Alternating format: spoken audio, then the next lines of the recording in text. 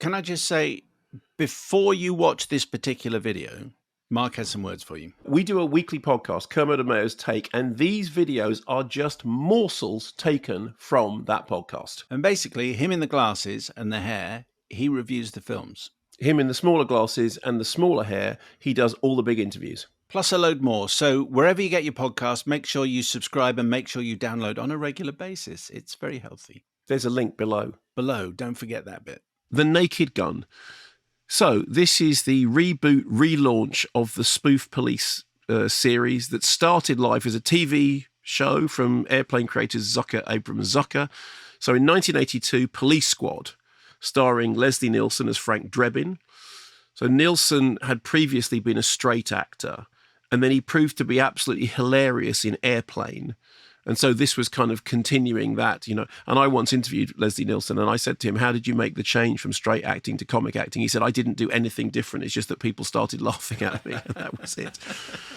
So that's very good. Yeah, so the Police Squad series was cancelled after, I think it's only 6 episodes, but some years later, it spawned the Naked Gun movie, which is, I think, officially called The Naked Gun from the Files of Police Squad, followed by Naked Gun 2.5, The Smell of Fear, followed by Naked Gun 33 1/3, The Final Insult, for which I think one of the working titles, which is a better one, was Naked Gun 33 1/3, For the Record, which for people of our age. Anyway, so those films teamed Leslie Nielsen famously with Priscilla Presley. They were genuinely hilarious. You remember the Naked Gun movies, right? They were funny. I do. I don't think I saw all of them. Oh, okay. But I saw Airplane and I saw the first Naked Gun, I think, maybe the second. Yeah, and you thought it was funny? They kind of blur. Yeah. No, absolutely. Okay. Because the gags are funny and he's fantastically straight. Exactly, yeah. So it was kind of a perfect formula. Now, The Naked Gun 2025, directed and co-written by Kiva Schaffer, who was a member of the Lonely Island musical comedy troupe snapped up by Saturday Night Live. Directorial credits include Popstar, Never Stop, Never Stopping, which I know people really like. I wasn't a fan of it, but I know that people really like it. More recently, that Chip and Dale movie. Anyway, produced by Seth MacFarlane, of whom I'm not a huge fan either. I thought he was a terrible Oscars host. Anyway, stepping into the Leslie Nielsen role is Liam Neeson. So Leslie Nielsen, Liam Neeson, who is Frank Drebin Jr., okay? So like Leslie Nielsen, Liam Neeson, and I guarantee you in the course of this review I'm going to confuse those two names, has primarily been a straight actor to date, although he has done comedy. I mean, he most notably, there's that thing in Life's Too Short, in which the whole gag is that he's not a comedian and he comes in saying that what he wants to do is stand-up comedy. And there's the Ricky Gervais thing about, but you're not fun. Anyway, so that, but anyway, seems a perfect fit. Meanwhile, Pamela Anderson steps into the Priscilla Presley role, the glamorous woman with whom Frank Drebin, in this case Frank Drebin Jr., becomes inexplicably entwined. And then the plot is the usual fare with a slightly updated twist. So the plot here is Danny Huston is tech billionaire Richard Kane, who is a narcissistic creator of electric cars, which turn out to be killers. He's on a mission to set humanity back using a device labeled PLOT. It's a plot device. Badum-tish. Very good. Drebin is on the case. Sometimes a brilliant crime fighter, can apparently beat up tons of crims at the same time. More often a total bozo. Here is a clip from the trailer, and I warn you in advance, this is mainly sight gags, so this clip isn't going to make much sense. Once you kill a man for revenge, there's no going back. A voice in your head saying over and over,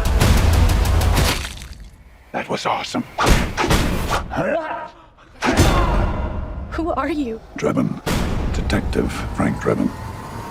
Thanks. Police Squad has always been the elite of the elite. Hi, Daddy. It's me, Frank Jr. Love you. And he's doing it in front of a picture of Leslie Nielsen. And then it goes down the cast of, this is in the trailer, so I'm not giving this away. This goes down the cast of previous members of Naked Gun until we get to the picture of O.J. Simpson, who was, of course, in those movies. And the guy just looks at it and then turns and goes, I'm not doing this. Again, that gag is in the trailer. So, okay, I don't think anyone's worried about spoilers, particularly on this. No, I know, but it's just like well, as you'll hear, because laughs are scant, I don't want to spoil any of them. So Laughs are scant in the laughter lift as well. are they? by the Okay, way. great. Well, Yeah, they're mainly sight gags this week. So this is Naked Gun paired with the laughter lift. Okay, so the genius of the original, which like Airplane, was that the jokes came. It's what you just said. The jokes come thick and fast, and many of them are throwaway sight gags. And Nielsen is the perfect straight man because he just appears to not notice any of the stuff going on. He's absolutely brilliantly deadpan. The problem here with the new version is twofold. The first one is that the gags are much more laboured. There is a lengthy gag, again, features in the trailer, there's a lengthy gag about Drebin eating in the car and then needing to have a poo. And that joke goes on way too long. I mean, like way, way, way too long. It's not that funny in the first place, but it's way too long. There's also a fantasy sequence involving a snowman coming to life, which goes on much longer than it should do.